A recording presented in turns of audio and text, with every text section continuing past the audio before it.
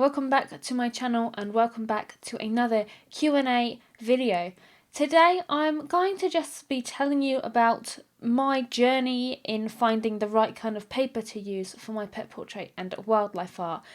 It was a little bit difficult, I'm going to admit. I used quite a few different papers and have trialled a few different papers, but there's one in particular which I just adore and I pretty much don't think I'm ever going to change it. First of all, finding the right paper to work with you in the way that you want to work and your techniques and the way that you actually use your coloured pencils can be a little bit difficult because there are so many brands of paper out there and there's different varieties, different textures, different weights. There's so many out there that it can be a little bit difficult and it can be a bit daunting when you're first starting out and you're like, what kind of paper do I use? Because I have no clue what the difference between any of these papers are. This was my first thought when I started doing pet portraits. I started off on an ordinary cartridge paper just from an ordinary sketchbook, and this was fine, but when you're using that kind of paper it doesn't have very much tooth and it doesn't allow you to layer your colours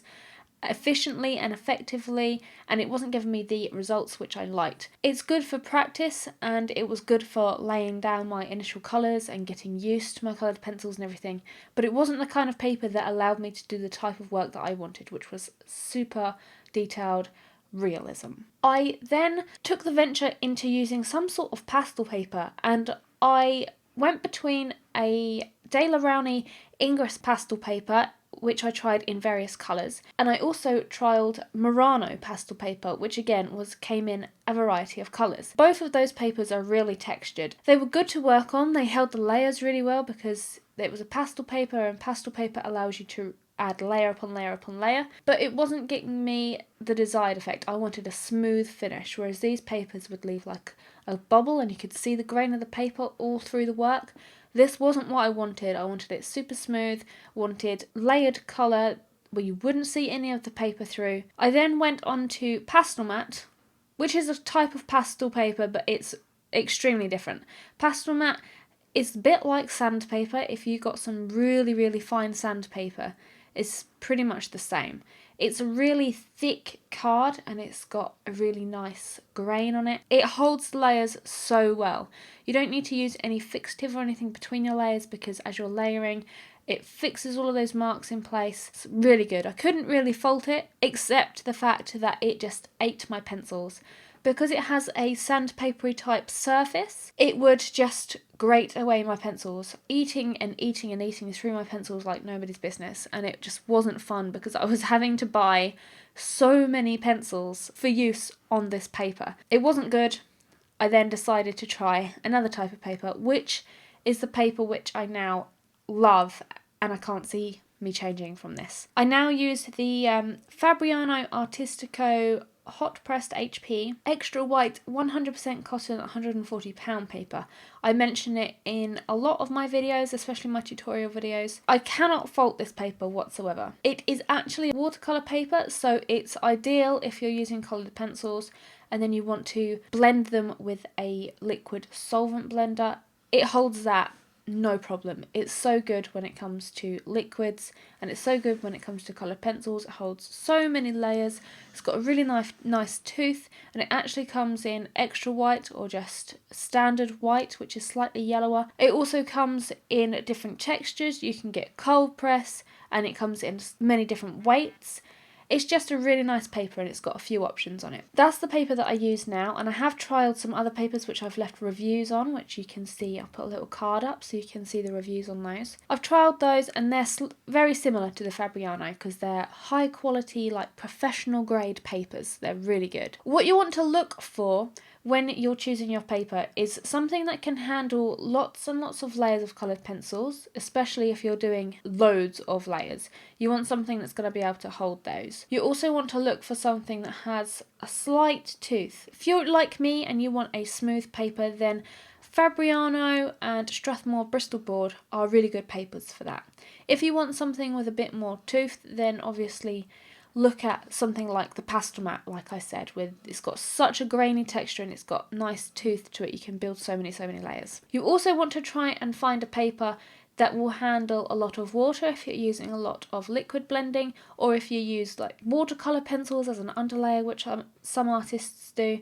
You want to experiment with as many papers as you can. There are so many more papers out there other than the ones that I have suggested. They are just the ones that I personally have tried. There are loads of papers. There's Fabriano 5, which I hear is a quality paper. There's Murano paper.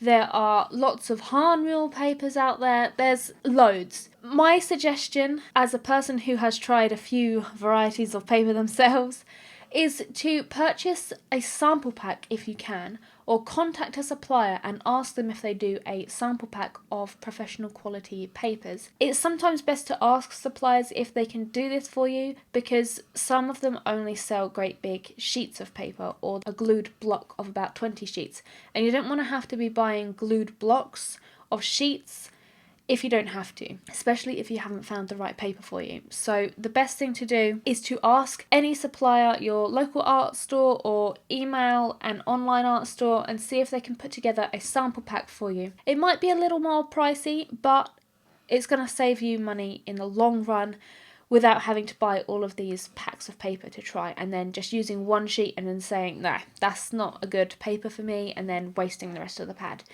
You don't want to do that. You want to just try and sample a few papers yourself. So that was just a little story into the papers that I've used, a few things to look for when you're buying your own paper. It is a really lengthy process, and it took me about 3 years to find the paper that I wanted to use. Some people, it can take less time. You can try a paper and think, yes, this is the one that I want to try, that I want to use forever. I would always advise people, once they found that paper that they like, to always then try other papers, because there might be one out there that you like even more than that. That's why when I found my Fabriano paper and I was like, I'm going to use this, yes, this is my love of life, I then went and tried some Strathmore BristolBoard. I tried both the 300 and the 500, and I'm also going to try some Fabriano 5 because I might even like that better than the Fabriano Artistico. So always try out new surfaces. It's good for experimentation, it's good for growth, and it's good for your skills. They're my tips when it comes to paper. That's what I've used. Hopefully this has been a little bit of help for you guys, especially if you're undecided onto what paper you want to use. If you like the results of my work, I use the Fabriano Artistico, and I've put it down in the description as well, what I use and what I have used. Give papers a go. Give them all a chance. Every paper deserves a little bit of your pencil time. That's all I have for you this week, guys, and until next week with another Q&A video, I'll see you later. Bye!